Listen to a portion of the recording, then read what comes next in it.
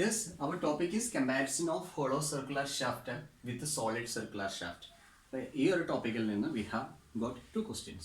First question, compare the strength of a hollow shaft of diameter ratio 0.75 to that of a solid shaft by considering the permissible shear stress.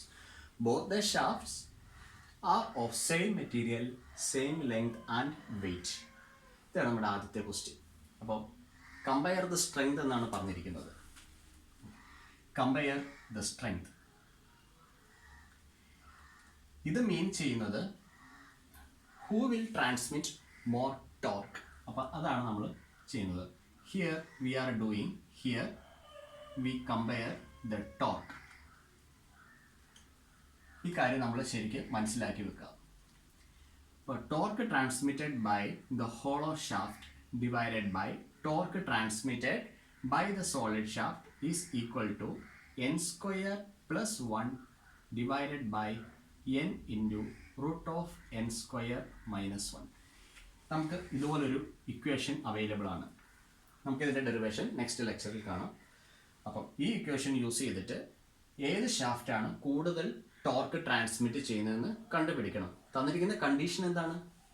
Same material, same length and weight. അപ്പോൾ ഇതറിയണമെങ്കിൽ n നമുക്ക് അറിഞ്ഞിരിക്കണം. N മറ്റൊന്നുമല്ല, diameter ratio ആണ്. Hollow ഷാഫ്റ്റിന്റെ diameter ratio ആണ് n എന്ന് പറയുന്നത്. അപ്പോൾ ഇത് എപ്പോഴും ഗ്രേറ്റർ ദാൻ 1 ആയിരിക്കും. അത് പറയുന്നതിന് ratio it is a ratio of outer dia to the inner dia. Outer dia to inner dia means outer radius by inner radius, both are same. So here we have 0.75. It is given the diameter ratio 0.75. n always greater than 1 for RO by RI. അപ്പോൾ നമുക്ക് ഇവിടെ തന്നിരിക്കുന്നത് ശരിക്കും എന്തായിരിക്കും? RI divided by RO ആണ് നമുക്ക് തന്നിരിക്കുന്നത്. Therefore n നമുക്ക് കാൽക്കുലേറ്റ് ചെയ്യാം.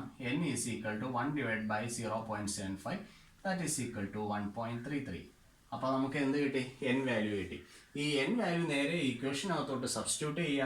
അപ്പോൾ കമ്പാരിസൺ ബൈ സ്ട്രെങ്ത് ആയിട്ടുണ്ട്. അതിൽ നിന്ന് നമ്മൾ മനസ്സിലാക്കുന്നത് ഏത് ഷാഫ്റ്റാണ് കൂടുതൽ ടോർക്ക് ട്രാൻസ്മിറ്റ് ചെയ്യുന്നത്, ഹോളോ ആണോ സോളിഡ് ആണോ എന്നുള്ള കാര്യം മനസ്സിലാവും. അപ്പോൾ TH എന്ന് പറയുന്നത് നമുക്ക് വരിക 2.38 ടൈംസ് TS എന്ന് വരും. അപ്പോൾ ആരാണ് കൂടുതൽ എഫിഷ്യൻറ്റ്?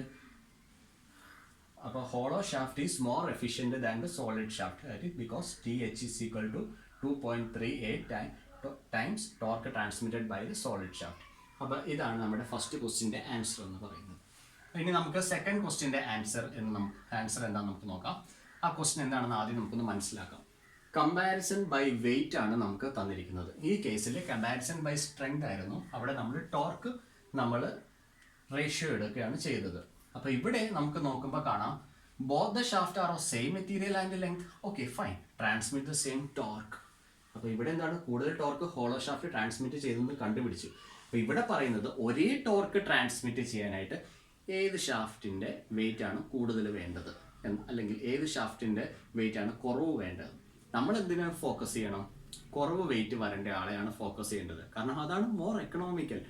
തന്നിരിക്കുന്ന മെറ്റീരിയൽ, തന്നിരിക്കുന്ന സെയിം ലെങ്ത്, ആ സെയിം ലെങ്തിൽ സെയിം മെറ്റീരിയലിലും കുറഞ്ഞ വെയിറ്റിൽ ഒരേ ടോർക്ക് ട്രാൻസ്മിറ്റ് ചെയ്താൽ കൂടുതൽ എക്കണോമിക്കൽ കുറഞ്ഞ വെയിറ്റ് ഉള്ള ആളായിരിക്കും. അപ്പോൾ അത് എന്താണ് നമുക്ക് കണ്ടുപിടിക്കണം. അതിനുവേണ്ടി നമ്മൾ കമ്പാരിസൺ ബൈ വെയിറ്റ് ചെയ്യുന്നത് weight of the hollow shaft divided by weight of the solid shaft. നമുക്ക് ഇക്വേഷൻ അവൈലബിൾ ആണ്. n square minus 1 into n raised to 2/3 whole divided by n raised to 4 minus 1 the whole raised to 2/3. ഇതാണ് നമുക്ക് available ആയിട്ടുള്ള equation. ഇതിനകത്ത് n value put n is equal to 1.33. നമ്മളിവിടെ n value കണ്ടുപിടിച്ചിട്ടുണ്ട്.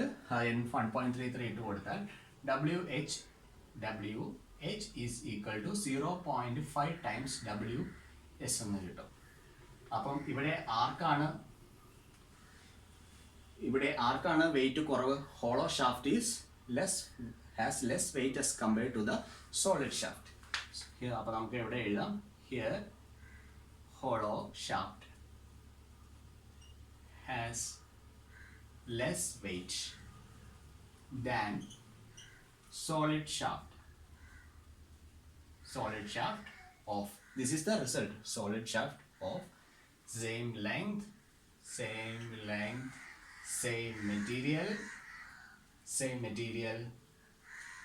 and same torque. Hence, more economical. Hence, more economical is hollow shaft. Hollow shaft. So this is our result. അപ്പോൾ ഈ രണ്ട് ചോദ്യം നമുക്ക് എക്സ്പെക്ട് ചെയ്യാം എക്സാമിന് വേണ്ടിയിട്ട്. So here we have the question and answer. Thank you.